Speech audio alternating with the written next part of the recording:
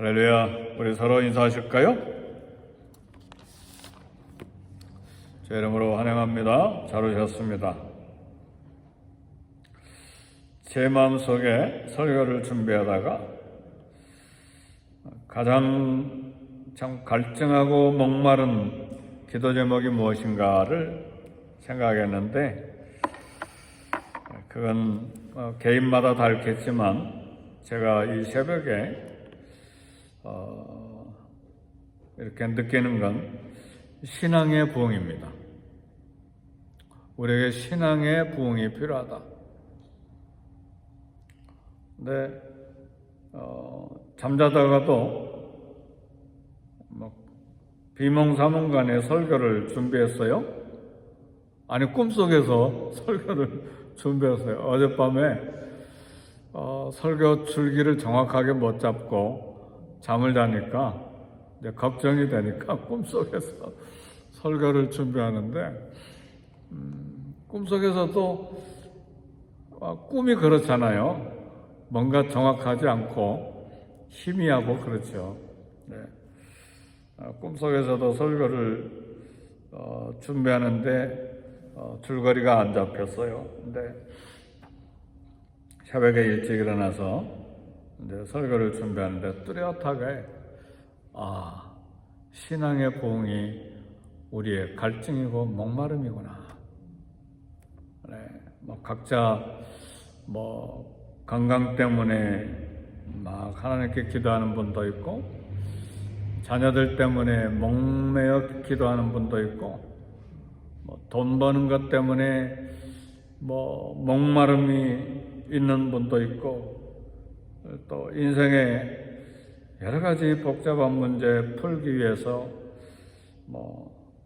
갈증하는 분도 있지만, 이 새벽에 제가 개인적으로 느끼고 또 하나님께서 주신 은혜는 우리에게 신앙의 부흥이 무엇보다도 중요하다. 네. 아무리 건강하고 아무리 자녀가 잘 되고 아무리 돈을 벌고 문제가 다 풀렸어도 신앙을 잃어버리고 하나님 사랑하는 마음이 완전히 식어버리고 말씀에 대한 갈증, 목마름도 없고 예수님 때문에 갖는 행복, 만족, 기쁨 다 사라져버리면 그게 무슨 필요가 있냐 그 말이지. 오히려 그런 모든 세상적인 성취가 하나님 앞에 가는데 방해거리가 된다면 그건 실패죠. 신앙의 실패요, 인생의 실패입니다. 그래서 말씀의 뜨거운 감격, 그리고 예민한 감각으로 하나님 앞에 멀어져 있는 모든 삶이 회개가 되고, 또 불순종하는 것을 밥 먹듯 하되 전혀 마음에 양심의 가책도 없는 그런 것들을 회개하고 순종하기로 결단하고 하나님을 뜨겁게 사랑하는, 하나님의 은혜를 사랑하는 평생의 마음에서 온 하나가 있다면 여호와 전에서 평생에 살면서 하나님의 아름다움을 사모하고 그분을 바라보는 그런 다윗과 같은 한 가지, 주님께 한 가지 소원한 이런 신앙의 부흥, 우리에게 무엇보다도 필요하다. 그런 느낌을 받습니다. 우리 교회도 신앙의 부흥이 필요합니다.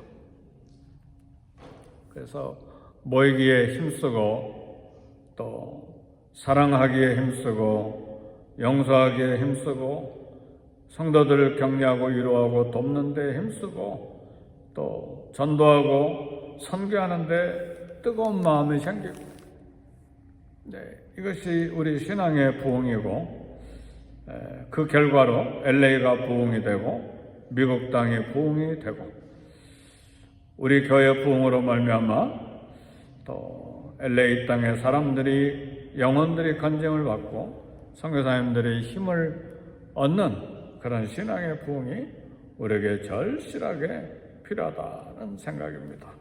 그래서 기도할 때마다 하나님 성령의 충만을 주셔서 하나님 내 마음에 성령으로 충만히 채워주셔서 신앙의 부흥이 불처럼 일어나게 하사 주님을 뜨겁게 사랑하게 하시고 하나님 앞에 쓰임받는 나와 우리 교회가 되게 해 주옵소서. 그런 기도가 늘 소원되고 또 하나님 앞에 드려질 수 있기를 원합니다. 오늘 본문에는 여시야 왕의 신앙의 부흥, 여시야 왕의 유다의 이런 종교 개혁이 불처럼 일어나게 된 모습이 소개되어 있습니다. 하나님은 한 사람의 믿음을 보시고 국가적인 심판도 연기해 주시는 은혜를 베풀어 주십니다. 하나님은 히스기야의 아버지 아하스 왕 때문에 유다를 심판하겠다고 결정하셨습니다. 히스기야의 아들 그 악한 므낫세 왕 때문에 반드시 유다를 심판하시겠다고 누가 기도해도 반드시 심판하겠다고 아예 하나님 단단히 결정을 하셨어요. 그러나 히스기야의 회개와 히스기야의 하나님 앞에 신실함 때문에 심판하시긴 하시는데 그 심판을 연기하셨습니다. 할렐루야. 이게 신앙의 부흥 때문에 그렇습니다. 오늘 본문에 소개된 이 히스기야의 손자 여시야의 회개와 신실함 때문에 히스기야의 손자입니까? 히스기야의 아들이 므낫세, 므낫세의 아들이 아몬의 아들이 여시야니까 증손자군. 히스기야의 증손자 여시야의 회개와 신실함 때문에 하나님 심판을 연기하시는 그런 내용이 오늘 열왕기하 23장에 가득하게 기록이 되어 있고 여시야 왕이 어떻게 신앙의 부흥을 위해서 종교 개혁을 철저하게 일으키는지 오늘 본문에 소개되어 있습니다. 이처럼 하나님은 개인의 믿음을 보시고 나라 국가에 대한 심판도 연기하시는 놀라운 은혜를 베풀어 주십니다. 특히 지도자가 회개할 때, 리더십을 가지고 있는 사람들이 회개할 때 이런 은혜를 베풀어 주십니다. 하나님 안에는 항상 용서와 자비를 가지고 계십니다. 항상 누가 회개하고 누가 신실하게 하나님 앞에 서 있는가, 누가 하나님 마음에 합한 사람인가, 누가 하나님 말씀에 적극적으로 반응해서 말씀을 사랑하고 회개하고 순종하고 주님을 뜨겁게 사랑하는 사람인가. 내 눈이 이 땅에 충성된 자를 살펴 나와 함께 거하게 하리니 나를 수종들리라. 하나님의 눈이 이 땅에 충성된 자를 살펴 능력을 베푸시나니 하나님의 눈은 이 땅을 늘 살펴보고 계신다는 사실입니다. 오늘 이 새벽에 하나님의 마음에 합한 사람, 하나님의 말씀에 뜨거운 이 갈증을 가지고 있는 사람, 그 말씀에 우리의 삶을 회개하고 순종을 결단하는 사람, 그런 한 사람이 될 수 있기를 제 이름으로 축복합니다. 그럴 때에 우리 가정과 자녀뿐만 아니라 우리 교회가 부흥이 일어나고, 우리 교회의 부흥이 일어날 때 LA 땅의 부흥이 일어나고 선교제도 부흥이 일어날 것을 믿습니다. 그래서 우리의 간절한 하나님 앞에서의 소원은 신앙의 부흥이다. 부부간에도 권태기가 생겨버리면 부부 생활의 재미가 하나도 없어져 버리잖아요. 밥 먹었어? 들어왔어? 나갔어? 그것처럼 재미없는 가정생활이 어디가 있습니까? 하나님 앞에서도 권태기가 있습니까? 분명히 첫사랑을 잃어버린 거예요. 말씀이 막 갈증이 일어나고 기도하기를 소원하는 마음이 생기고 성도들에 대한 뜨거운 가슴이 새롭게 불릴 듯 일어나고 교회를 사랑하는 마음이 구석구석에 마음이 쓰이고 우리 하나님이 기뻐하시고 원하시는 일이 무엇인지 하나님 때문에 행복하고 하나님 때문에 만족하고 하나님 생각하면 기뻐하고 이 뜨거운 하나님에 대한 첫사랑을 잃어버리고 권태기 속에서 오늘 먹고 사니까 또 그렇게 그럭저럭 살지. 이 얼마나 무기력한 삶입니까? 하나도 쓸모없는 신앙생활을 하는 거잖아요.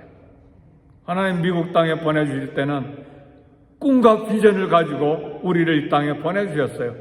미국에 올 때는 내가 좀 더 잘 살아봐야지, 내 자식들도 좀 공부도 시켜봐야지, 그리고 생활의 질이 물질적으로 정신적으로 어떤 부분에든 좀 나아야지, 그런 개인적인 소망 때문에 미국에 왔지만 그러나 하나님의 생각은 달다 그 말이에요. 요셉은 애굽에 팔릴 때 눈물로 통곡하면서 팔렸지만 그건 인간 요셉이죠. 잘 모르니까. 그러나 하나님의 계획은 요셉을 통해서 애굽을 살리고 중동을 살리고 이스라엘 민족을 살리겠다고 하는 거대한 꿈이 있었어요. 그렇죠? 어떤 이유로 미국에 왔든지 하나님은 저와 여러분에 대한 수많은 계획과 수많은 그런 설계와 그다음 꿈과 비전을 가지고 설레는 마음으로 저와 여러분 한 사람 한 사람 미국 땅에 보내주셨는데 그것 깨닫지 못하고 여전히 먹고 사는 것, 내가 잘 사는 것, 내가 잘 되는 것, 그냥 내 가족에게만 마음이 거기에 쏠려 있다면 하나님의 꿈은 쓰레기통에 있는 거예요. 하나님의 꿈은 성취가 되지 않는 거예요. 그래서 우리는 신앙의 부흥이 필요합니다.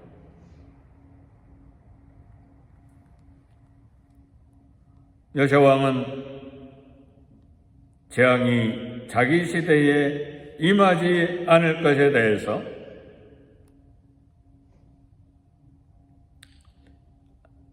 자기 조상 히스기야처럼 될 대로 되라 그런 이기적인 히스기야 왕과는 달랐어요. 지금이라도 나뿐만 아니라 주의 백성이 다 돌아와 회개한다면 하나님은 그 가지고 계신 은혜와 자비를 베푸실 것이다. 지금이라도 회개하면 하나님이 유대에 선포된 심판을 취소하시거나 보류하실 것이다. 그런 믿음이 있었어요.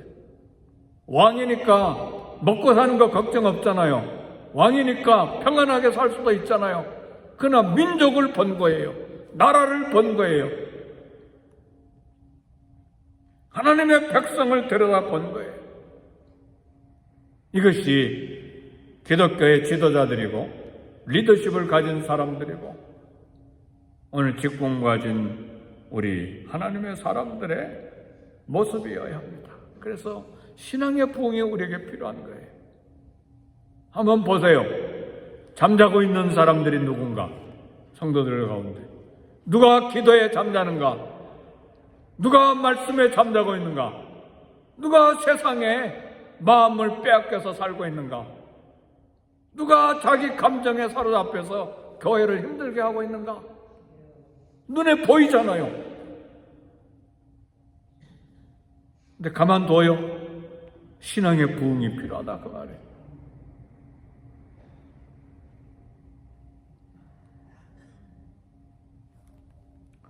요시아는 먼저 온 백성을 예루살렘 성전에 모았어요.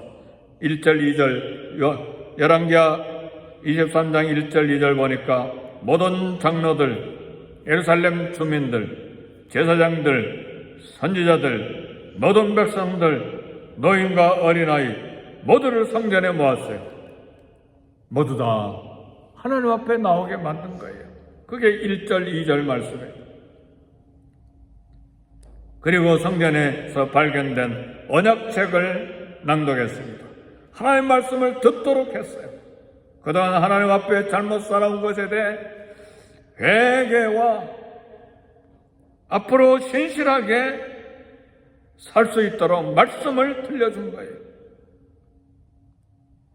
먼저 성전에 모인 사람들에게 말씀을 낭독한 것, 하나님 말씀을 듣게 한 것입니다.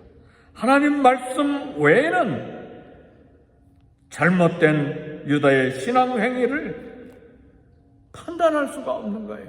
하나님 말씀 외에는 우리가 잘 신앙생활을 하고 있는지 잘못하고 있는지 똑바른 길을 가고 있는지 곁길로 가고 있는지 알 길이 없어요. 내 생각, 내 감정, 내 체험대로, 내 경험대로 살아가니까. 그러나 하나님 말씀을 열고 듣게 할 때에 잘못이 드러나요. 잘했는지 잘못했는지가 하나님 앞에 드러나는 거예요. 양심도 다 하나님 말씀 앞에 다 드러나는 거예요. 부끄러운지 수치스러운지 불순종했는지 곁길로 가고 있는지 똑바로 가고 있는지. 왜요? 하나님의 말씀은 의로 교육하기에 유익하니까요. 하나님의 말씀은 권면하고 책망하시니까요. 그래서 우리는 성경을 보면 볼수록 인간의 잘못과 인간의 죄가 깨달아지게 되는 것입니다. 주야로 말씀을 사랑하여 읽는 자가 그래서 복이 있는 거예요. 누가 복이 있습니까? 복이 있는 자는 시편 1편에 뭐라고 이야기합니까?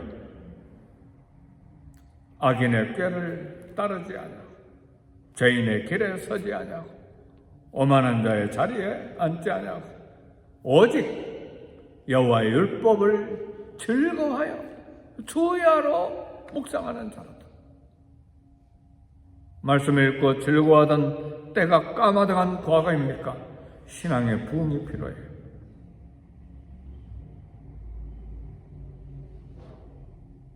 그럴 때에 여호와의 율법을 즐거워하여 주야로 묵상하는 자 하나님이 기뻐하셔서 시냇가에 심겨진 나무가 시절을 따라 열매를 맺고 그 잎사귀가 마르지 아니한 같으니 그 형사가 다 형통하리로다.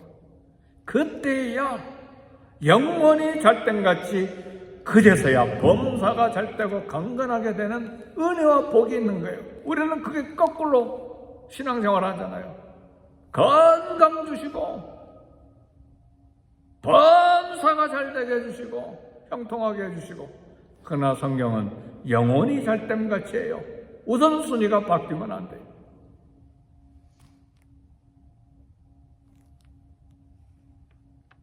죄로 말씀을 사랑하여 읽는 자가 복이 있습니다. 그래서 다윗도 평생의 소원이 내가 여호와께 구하였던 것 한 가지, 그것을 구하려니 곧 내가 내 평생에 여호와의 전에 살면서 여호와의 아름다움을 바라보며 그 전에서 사모하는 것이라. 다윗은 소원이 한 가지가 있었어요. 하나님의 집에 평생에 살면서 하나님의 아름다움을 사모하고 바라보는 그것이 소원이었어요. 부자로 사는 것, 오래오래 늙도록 오래 잘 사는 것, 그게 다윗의 소원이 아니었어요.